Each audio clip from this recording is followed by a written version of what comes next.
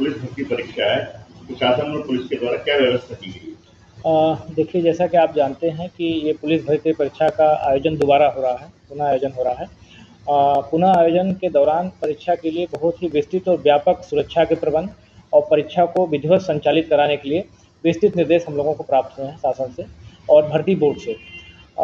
इसमें जो है परीक्षा की शुरुआत ट्रेजरी में पेपर आने से लेकर के होती है, तो ट्रेजरी का ही प्रबंध सबसे पहले हम लोगों ने पूरी ट्रेजरी को खाली करा के उसको स्पेशली इस परीक्षा के लिए ही स्ट्रांग रूम के रूप में घोषित किया और ट्रेजरी में पेपर आकर के रख गए हैं। उसके लिए प्रॉपर सुरक्षा है, वहाँ पर एक 24x7 कंट्रोल रूम बना हुआ है, पुलिस की गार्ड वहाँ पर है, सीसीटीवी कैमरे की निगरानी में प्रश्न पत्र रखे गए हैं और पूरी तरह से ट्रेजरी की सुरक्षा की गई है। इसके बाद जो केंद्रों की स्थिति जहाँ तक है, तो पूरे जनपद में हमारे यहाँ 10 परीक्षा केंद्र हैं और सभी परीक्षा केंद्रों को जो आयोग के मानक थे, यानी भर्ती बोर्ड के जो मानक थे, उस मानक के अनुरूप ही बनाया गया है और उस मानक के अनुरूप ही केंद्रों का चयन माननीय भर्ती बोर्ड ने किया है। उसमें सभी कमरों में सीसीटीवी कैमरे की व्यवस्था रहेगी। प्रत्येक केंद्र पर जो है एक कंट्रोल रूम रहेगा और जिसमें पुलिस के एक कंट्रोल रूम प्रभारी के रूप में पुलिस के एक अधिकारी को नामित किया गया, जो निरंतर पूरी गतिविधियों को उसमें कंट्रोल रूम में मॉनिटर पर देखता रहेगा। सभी परीक्षा केंद्रों पर परीक्षा सुचारू रूप से संचालित करने के लिए जो 10 सेक्टर मजिस्ट्रेट और उसके साथ साथ 2 अतिरिक्त सेक्टर मजिस्ट्रेट रिजर्व में तैनात किए गए हैं। सेक्टर मजिस्ट्रेट की जिम्मेदारी रहेगी कि वो जो है ट्रेजरी से सकुशल पेपर, जो निर्धारित अवधि है, उस अवधि में पेपर को यहाँ से ट्रेजरी से प्राप्त करेगा और जाकर के निर्धारित अवधि में ही जो है केंद्र के जो केंद्र व्यवस्थापक हैं, केंद्र पर केंद्र व्यवस्थापक लगाए गए हैं, जो वहाँ के जनरली प्रधानाचार्य हैं। उसके साथ साथ वहाँ पर स्टैटिक मजिस्ट्रेट लगे हैं। केंद्र की व्यवस्था को सहयोग देने के लिए अतिरिक्त केंद्र व्यवस्थापक के रूप में सभी नायब तहसीलदारों को हम लोगों ने लगाया है। इसके साथ ही साथ परीक्षा सहायक के रूप में जो है राजपत्रित अधिकारियों को भी लगा रखा है। तो केंद्र पर इतने अधिकारियों की टीम लगी रहेगी जो प्रश्न पत्र को प्राप्त करेगी और जो भर्ती बोर्ड के निर्देश है उसी बोर्ड के अनुरूप आगे की कार्रवाई करेगी और परीक्षा को संचालित कराएगी। इसमें कैंडिडेट्स अपीयर होंगे। देखिए, ये परीक्षा जो है 5 दिन चलेगी और 5 दिन में जो है प्रत्येक दिन 2-2 पालियों में चलेगी। तो इन पूरे जो 10 पालियों में जो परीक्षा होगी, 39,600 के लगभग अभ्यर्थी इस जिले को आवंटित हैं और वो जो है ये उसमें परीक्षा में ये प्रतिभाग करेंगे। पुलिस भर्ती परीक्षा है, प्रशासन और पुलिस के द्वारा क्या व्यवस्था की गई है? देखिए, जैसा कि आप जानते हैं कि ये पुलिस भर्ती परीक्षा का आयोजन दोबारा हो रहा है, पुनः आयोजन हो रहा है।